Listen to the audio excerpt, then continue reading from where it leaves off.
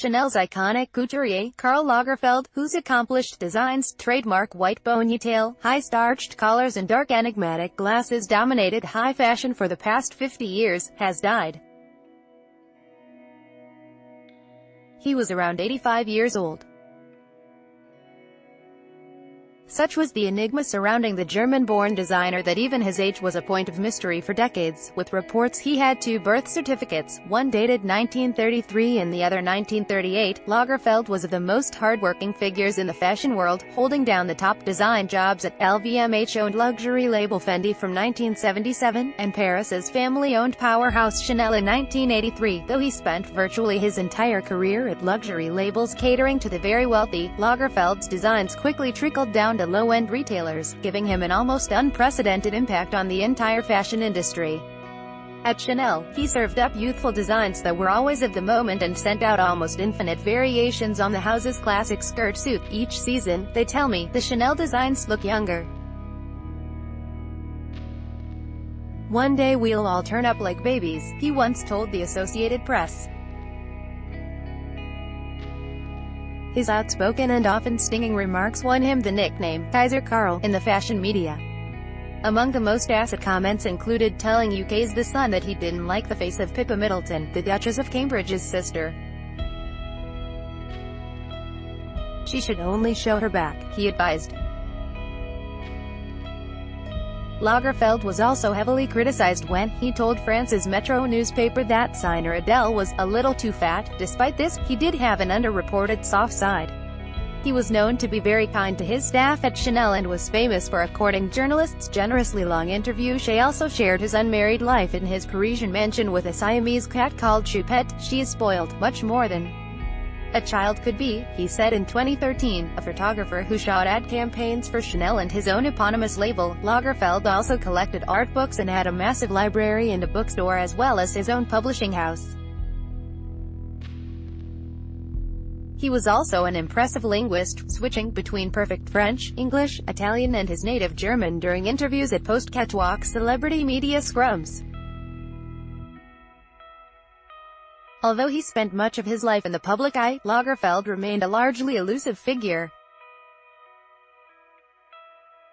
Even as he courted the spotlight, he made an apparently deliberate effort to hide what was going on behind his trademark dark shades. "I am like a caricature of myself, and I like that," British Vogue quoted Lagerfeld as saying. "It is like a mask. And for me the Carnival of Venice lasts all year long." After cutting his teeth at Paris-based label Chloé where he stayed for 20 years, Lagerfeld consolidated his reputation in the 1980s when he revived the flagging fortunes of the storied Paris haute couture label Chanel. There, he helped launch the careers of supermodels including Claudia Schiffer, Inès de la Fressange and Stella Tennant. In a move that helped make his a household name, Lagerfeld designed a capsule collection for Swedish fast fashion company H. A weight loss book he published in 2005, The Karl Lagerfeld Diet, consolidated his status as a pop culture icon. In the book, Lagerfeld said that it was his desire to fit into the slim-cut suits by then Dior designer Hedi Slimane that had motivated his dramatic transformation, losing 40 kilograms in his late 60s. The son of an industrialist who made a fortune in condensed milk and his violinist wife, Lagerfeld was born into an affluent family in Hamburg, Germany. At age 14, Lagerfeld came to Paris with his parents where he went to school. His fashion career got off to a precocious start when, in 1954, a coat he designed won a contest by the International Wool Secretariat. Lagerfeld apprenticed at Balmain and in 1959 was hired at another Paris-based house, Pateau, where he spent 4 years as artistic director. After a series of freelance jobs with labels including Rome-based Fendi, Lagerfeld took over the reins at Chloé, known for its romantic Parisian style. Lagerfeld also started his own label, Karl Lagerfeld, which though less commercially successful than his other ventures, was widely seen as a sort of sketchpad where the designer worked through his audacious ideas. In 1982, he took over at Chanel, which had been dormant since the death of its founder, Coco Chanel, more than a decade earlier, when took on Chanel. It was a sleeping beauty, not even a beautiful one, he said in the 2007 documentary Lagerfeld Confidential. She snored. For his debut collection for the house, Lagerfeld injected a dose of raciness, sending out a translucent navy chiffon number that prompted scandalized headlines.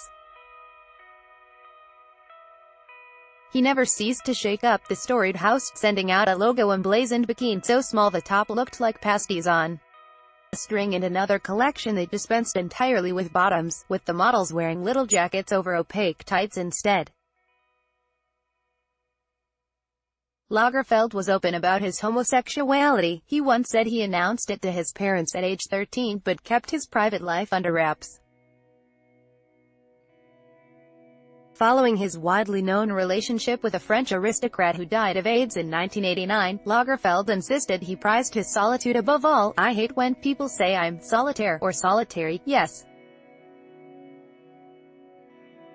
I'm solitaire in the sense of a stone from Cartier, a big solitaire," Lagerfeld told the New York Times in an interview. "I have to be alone to do what I do. I like to be alone. I'm happy to be with people, but I'm sorry to say I like to be alone, because there's so much to do, to read, to